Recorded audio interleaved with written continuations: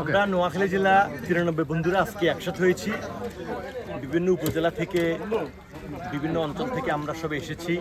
আজকে আমাদের নোয়াখালী জেলার 93 বন্ধুদের বনভোজন। আমরা সুবর্ণচর সেন্টার বাজারে আমরা একত্রিত হয়েছি। আমরা এখন সবাই মিলে একসাথে দুপুরের খাবার আমরা গ্রহণ করছি।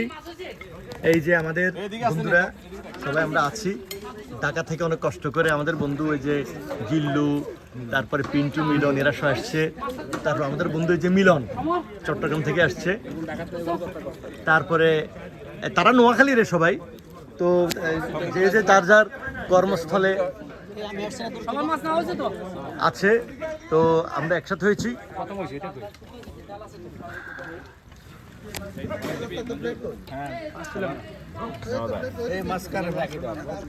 বন্ধু আজকে আমরা একসাথে হয়েছি 93 বন্ধুরা, তোমাদের অনুভূতি কি?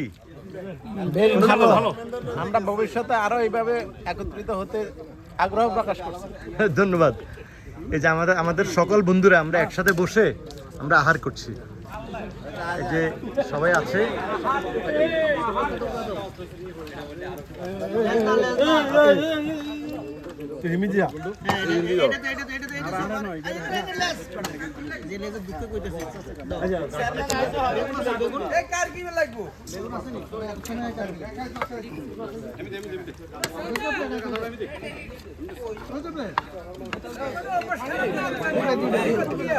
পানি দিন আরো।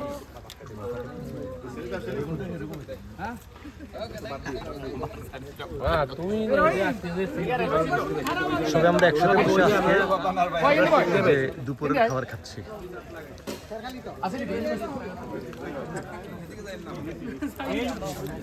বন্ধু আজকের এই আয়োজনে অনুভূতিটা বলো, অনুভূতিটা কি? যথেষ্ট ভালো হয়েছে।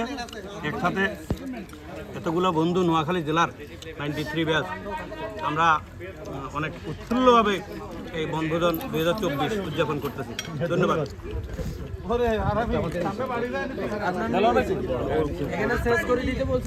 বিপ্লব, আমরা এখানে আহার করছি। আহার করতেছি আমরা, আহার করতেছি।